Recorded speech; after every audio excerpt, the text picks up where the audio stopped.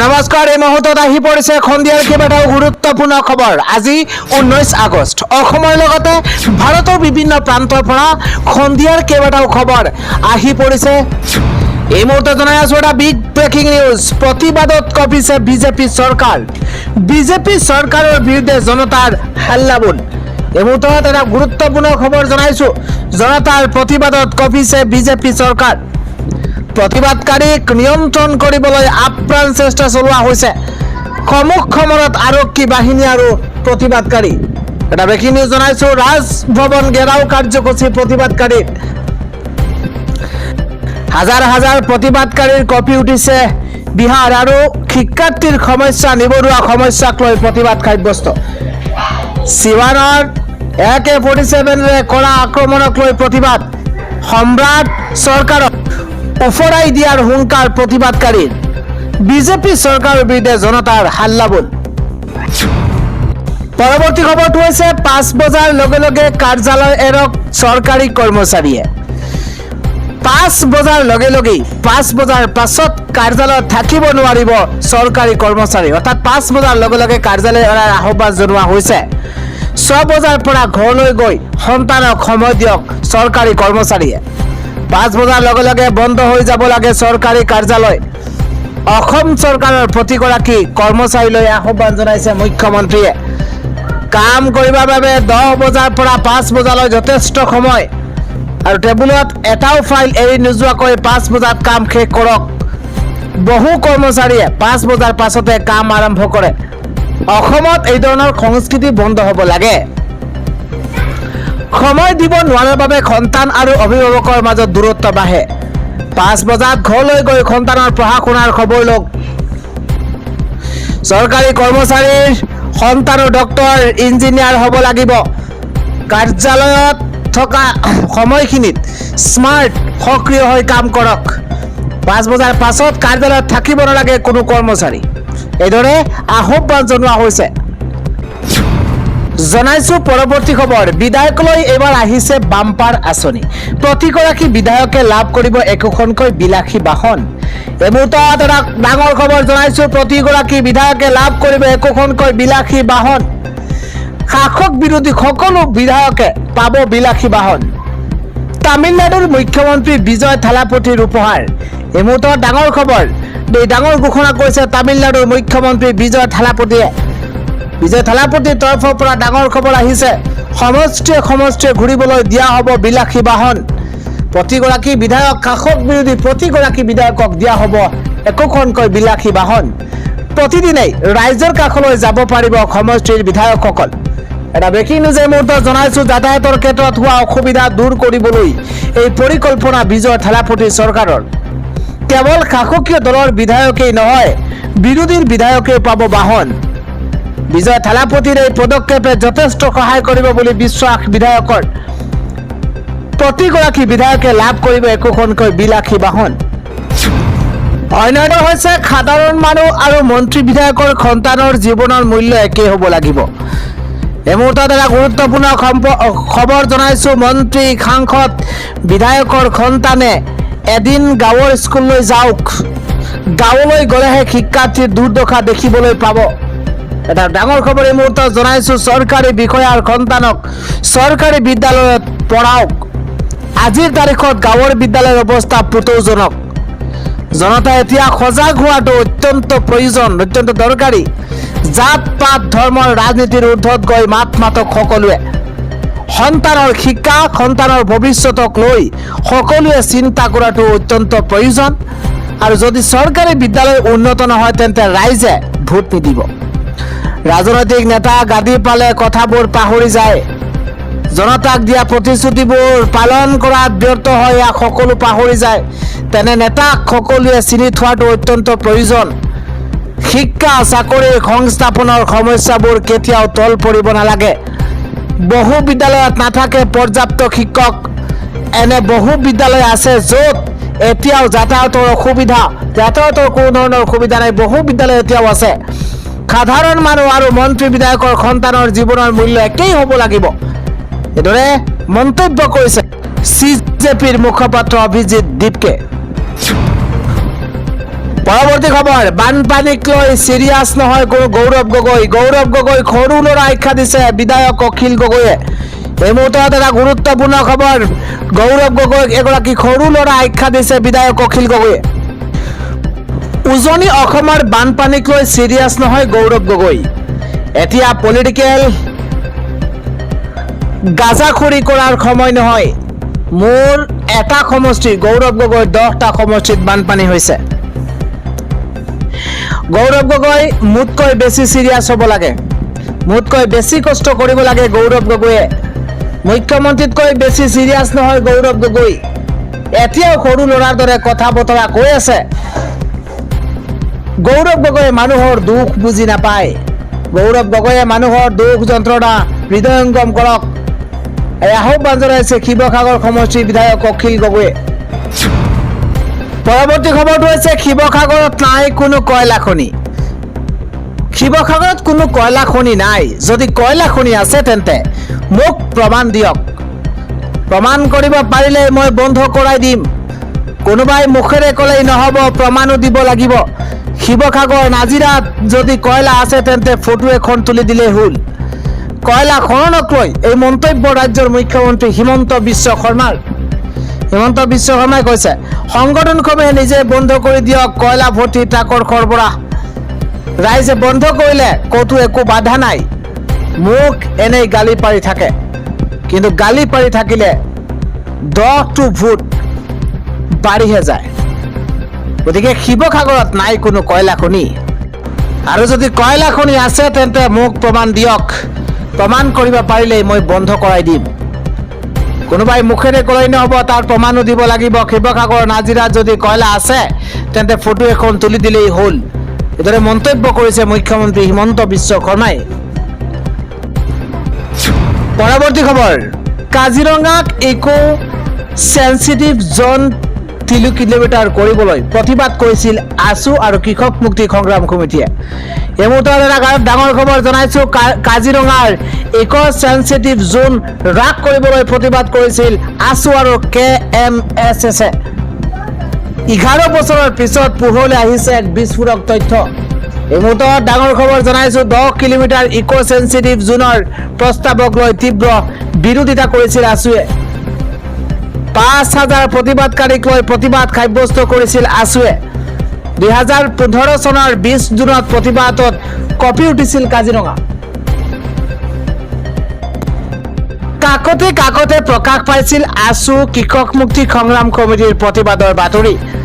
10 কিলোমিটাৰৰ পৰা eco sensitive জোন 3 kilometre কৰাৰ দাবী কৰিছিল আছুৱে। তদানীন্তন কংগ্ৰেছ চৰকাৰলৈ স্মাৰক পত্ৰৰে দাবীও তুলিছিল আছুৱে। কৃষক মুক্তি সংগ্ৰাম সমিতি 8 প্ৰতিবাদত অৱৰোধ হৈছিল ৰাষ্ট্ৰীয় ঘাইপথ। 11 বছৰ পূৰ্বে ইকো চেঞ্চিটিভ জোন নিবিচৰাসকলৰ এতিয়া হঠাৎ স্থিতি সলনি হৈছে। স্থানীয় লোকৰ জীৱন জীৱিকাৰ সুৰক্ষা অধিকাৰক লৈ মাত মাতিছিল আছু KMSS-এ।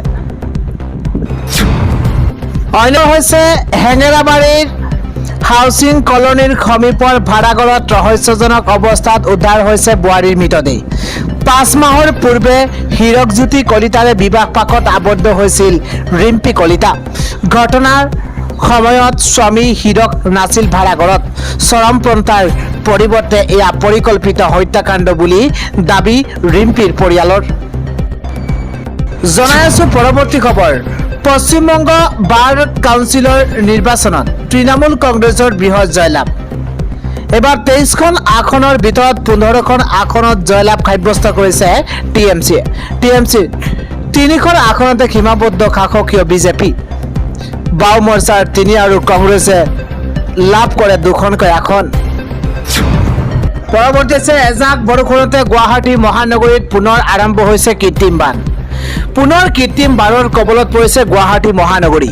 এই মুহূৰ্তত এটা বিগ ব্ৰেকিং নিউজ, এজাক বৰষুণে উদগাই দিছে গুৱাহাটী মহানগৰীৰ উন্নয়ন। কৃত্ৰিম বানৰ কবলত পৰি দিশহাৰা হৈ পৰিছে গুৱাহাটী মহানগৰীবাসী। এই মুহূৰ্তত এটা বিগ ব্ৰেকিং নিউজ, বৰষুণ দিলেই ভয় কৰে এতিয়া গুৱাহাটী মহানগৰীবাসী ৰাইজে। কেৱল মাত্ৰ এজাক বৰষুণ আৰু গুৱাহাটী মহানগৰীৰ ভিন্ন প্ৰান্তত একাটো এককাল পৰ্যন্ত পানী পৰিলক্ষিত হয়। কৃত্ৰিম বানে জ্বলা কলা খুৱাইছে এতিয়া গুৱাহাটী মহানগৰীবাসী ৰাইজক। বিশেষকৈ যোৰাবাটৰ বিভিন্ন প্ৰান্তত এইদৰে বানে উঠুৱাই পেলাই, বানে ডুবাই পেলাই সকলো যাতায়াত ব্যৱস্থা সম্পূৰ্ণ ব্যাহত কৰি পেলাই কৃত্ৰিম বানত ৰাইজৰ হাহাকাৰ অৱস্থাৰ সৃষ্টি হয়। জলমগ্ন মহানগৰী গুৱাহাটীৰ একাধিক অঞ্চল বেলতলা, হাতীগাঁৱৰ পৰা আৰম্ভ কৰি পাঞ্জাবাৰী, চাৰ্ভে, জু ৰোডত এতিয়া কৃত্ৰিম বান। পুনৰ কৃত্ৰিম বানৰ কবলত পৰিছে গুৱাহাটী মহানগৰী। পৰৱৰ্তী খবৰটো হৈছে অভিশপ্ত দিনটো কেনেকৈ আহিল আমি একোৱেই কৰিব নোৱাৰিলোঁ। ছোৱালীজনী অসুস্থ, মেডিকেল যাম নে ঘৰৰ সা সামগ্ৰী বচাম নে নিজক ৰক্ষা কৰিম, এই দুৰৱস্থা হৈছিল, ক'বলৈ একো ভাষা নাই। মই ঘৰখন এৰি ছোৱালীজনীক উদ্ধাৰ কৰিবলৈ হস্পিটালত থাকিলোঁ। ঘৰলৈ উভতি আহি বিধ্বস্ত অৱস্থা দেখি হিয়া বগা কান্দোনত ভাগি পৰিছে বন্যাৰ্থ। শিৱসাগৰৰ এগৰাকী অসহায় মহিলা ৰঞ্জনা শইকীয়াৰ কৰুণ গাথা। এইদৰে ঘৰৰ চোতালত বহি এইদৰে সৰ্বস্ব হেৰুৱাই আৰ্তনাদ কৰিছে এইগৰাকী বন্যাৰ্থই। শিৱসাগৰৰ বানে সকলো দাহিমুহি এফালৰ পৰা সৰ্বনাশ কৰিছে। একো বস্তু বাকী থকা নাই, সকলো এফালৰ পৰা যেন দাহিমুহি লৈ গৈছে ভয়ংকৰ প্ৰলয়নকাৰী বানে।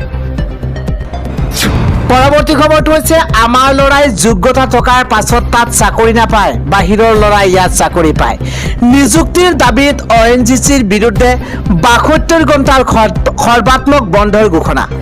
12 বছৰে নিযুক্তি পায়, 12 বছৰে নিযুক্তি নাই। শিৱসাগৰত ONGCৰ বিৰুদ্ধে তীব্ৰ ক্ষোভ। অসমৰ মাটিত তেল অথচ থলুৱা যুৱক নিবনুৱা, প্ৰতিবাদকাৰীৰ অভিযোগ। অসমৰ মাটিত তেল অথচ থলুৱা যুৱক নিবনুৱা, প্ৰতিবাদকাৰীয়ে অভিযোগ উত্থাপন কৰিছে। ONGCৰ তৈলক্ষেত্ৰ ব্যক্তিগতকৰণৰ বিৰুদ্ধেও প্ৰতিবাদ। বন্ধৰ সময়ত কাম চলালে পৰিণাম ভুগিব লাগিব, এইদৰে প্ৰতিবাদকাৰীয়ে দিছে সকিয়নি। পৰৱৰ্তী খবৰ, এইবাৰ দিল্লীৰ জল বোৰ্ডৰ টেণ্ডাৰ কেলেংকাৰীত গ্ৰেপ্তাৰ হৈছে আপৰ নেতা সত্যেন্দ্ৰ জৈন। উৎকোচ লৈ টেণ্ডাৰত অনিয়ম কৰাৰ অভিযোগত SCBয়ে কৰিছিল তদন্ত। কেজৰিৱাল চৰকাৰৰ তদানীন্তন মন্ত্ৰী সত্যেন্দ্ৰ জৈনসহ মুঠ 6 জনক গ্ৰেপ্তাৰ কৰা হৈছে। পৰৱৰ্তী খবৰটো হৈছে জুবিন হত্যাৰ গোচৰত সিদ্ধাৰ্থ শৰ্মাৰ সৰ্বোচ্চ ন্যায়ালয়ত মুখ ঠেকেচা। প্ৰাণৰ শিল্পী জুবিন গাৰ্গৰ মৃত্যুৰ গোচৰত অন্যতম অভিযুক্ত সিদ্ধাৰ্থ শৰ্মাই উচ্চতম ন্যায়ালয়ত লাভ কৰিলে বিফলতা। গোচৰটো অসমৰ বাহিৰৰ কোনো ৰাজ্যলৈ স্থানান্তৰ কৰাৰ বাবেই সিদ্ধাৰ্থ শৰ্মাই দাখিল কৰা আবেদন উচ্চতম ন্যায়ালয়ে খাৰিজ কৰিছে। উচ্চতম ন্যায়ালয়ে গোচৰটো বহিৰাজ্যলৈ স্থানান্তৰ কৰাৰ প্ৰয়োজনীয়তা নেদেখি আবেদনখন নাকচ কৰিছে। লগতে নিজৰ ৰাজ্যৰ উচ্চ ন্যায়ালয়ৰ ওপৰত আস্থা ৰাখিবলৈ আবেদনকাৰীক নিৰ্দেশ দিছে। আদালত 3 নম্বৰত শুনানি গ্ৰহণ কৰি ন্যায়াধীশ BV নাগৰত্না আৰু ন্যায়াধীশ R মহাদেৱনৰ বিচাৰপীঠে আবেদনখন খাৰিজ কৰিছে। উল্লেখযোগ্য যে জুবিন গাৰ্গৰ মৃত্যুৰ ঘটনাক কেন্দ্ৰ কৰি চলি থকা তদন্ত আৰু আইনী প্ৰক্ৰিয়াত সিদ্ধাৰ্থ শৰ্মাৰ নামৰ অন্যতম অভিযুক্ত হিচাপে উল্লেখ কৰা হৈছে। গোচৰটো অসমৰ বাহিৰলৈ স্থানান্তৰৰ দাবীৰে তেওঁ উচ্চতম ন্যায়ালয়ৰ দ্বাৰস্থ হৈছিল। কিন্তু শীৰ্ষ আদালতৰ এই সিদ্ধান্তৰ পাছতে তেওঁৰ আবেদন খাৰিজ হোৱাৰ গোচৰটো অসমতে চলি থকাৰ পথ প্ৰশস্ত হৈছে। পৰৱৰ্তী হৈছে যোৰহাটত যুৱতীৰ ৰহস্যজনক মৃত্যুক কেন্দ্ৰ কৰি এতিয়া চাঞ্চল্য। নিষিদ্ধ ড্ৰাগছে ভয়ংকৰ ৰূপ লৈছে যোৰহাটত। এই ড্ৰাগছৰ কৰাল গ্ৰাসত পৰি সংঘটিত হোৱা ভয়ংকৰ ঘটনাই চাঞ্চল্যৰ সৃষ্টি কৰিছে যোৰহাটত। ড্ৰাগছৰ পাৰ্টিৰ বাবে যোৰহাট নগৰৰ দহাবৰাত থকা গৌৰী এনক্লেভত মৃত্যুক আঁকোৱালি লৈছে ৰৰৈয়া আৰক্ষী চকীৰ অন্তৰ্গত 9 পমুৱাৰ অন্বেষা শইকীয়া নামৰ যুৱতীগৰাকীয়ে। আৰক্ষীয়ে চলোৱা অনুসন্ধানত আৰু CCTV ফটোত স্পষ্ট হৈ পৰিছে যে শনিবাৰৰ নিশা ফ্লেটটোৰ পাৰ্কিং স্থানত অন্বেষা শইকীয়াক পেলাই ৰখা হৈছিল আৰু পিছত মুমূৰ্ষ অৱস্থাত এখন ৰেপিড অটোলৈ যোৰহাট মেডিকেল কলেজ হস্পিটেললৈ লৈ যোৱা হৈছিল, কিন্তু চিকিৎসকে যুৱতীগৰাকীক মৃত ঘোষণা কৰিছে। এই সমগ্ৰ ঘটনা অন্বেষাৰ পৰিয়ালৰ লোকে পৰিকল্পিত হত্যাকাণ্ড বুলি অভিযোগ কৰি ইতিমধ্যে ৰৰৈয়া আৰক্ষী থানাত এজাহাৰ দাখিল কৰিছে। এই সন্দৰ্ভত আৰক্ষীয়ে যুৱতী মহিলাসহ 4গৰাকীক আটক কৰিছে। ইফালে কালি নিশাই মূল অভিযুক্ত আৰিয়ান গোস্বামীক গ্ৰেপ্তাৰ কৰিছে আৰক্ষীয়ে। উল্লেখযোগ্য যে নপমুৱা গাঁৱৰ খেৱালী শইকীয়া আৰু কন্যা অন্বেষা শইকীয়া যোৱা 15 আগষ্টৰ বিয়লি 4:30 মনালিছা নামৰ মহিলাগৰাকীৰ সৈতে যোৰহাট নগৰলৈ বজাৰ কৰিবলৈ আহিছিল। নিশা 8:30 অন্বেষাৰ মাকে ফোন কৰাৰ তেওঁ ঘৰলৈ যাব ওলোৱা বুলি কৈছে, কিন্তু নিশা প্ৰায় 11 বজাত খুচি নামৰ এগৰাকী যুৱতীয়ে অন্বেষা অসুস্থ হোৱাৰ বাবে মেডিকেল কলেজত ভৰ্তি কৰা বুলি ফোনযোগে পৰিয়ালক অৱগত কৰিছে। এই খবৰ পাই অন্বেষাৰ মাতৃ আৰু জ্যেষ্ঠ ভাতৃ যোৰহাট মেডিকেল কলেজলৈ আহি থকাৰ সময়তেই পাপু নামৰ আন এজন যুৱকে যুৱতীগৰাকীক মৃত্যু হোৱা বুলি খবৰ দিছে। পৰিয়ালৰ লোক মেডিকেল কলেজত উপস্থিত হোৱাৰ পূৰ্বে অন্বেষাক ভৰ্তি কৰোৱা যুৱক আৰু যুৱতী কেইজনে পলায়নৰ চেষ্টা কৰিছে।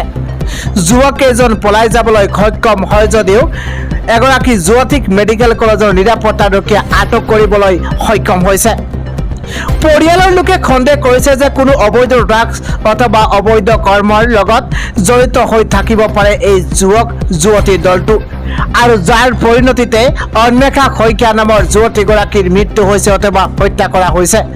যুৱতীগৰাকীৰ পৰিয়ালৰ লোকে যুৱতীগৰাকীক পৰিকল্পিতভাৱে হত্যা কৰা হৈছে বুলি উল্লেখ কৰি কয় যে চিকিৎসা মহাবিদ্যালয়ত অন্বেষাৰ মৃতদেহ প্ৰত্যক্ষ কৰাৰ পিছত অন্বেষাৰ শৰীৰৰ নিম্নাংশ আৰু মুখ, পিঠি, বুকু সকলো স্থানতে আঘাতৰ চিন স্পষ্ট হৈ আছিল।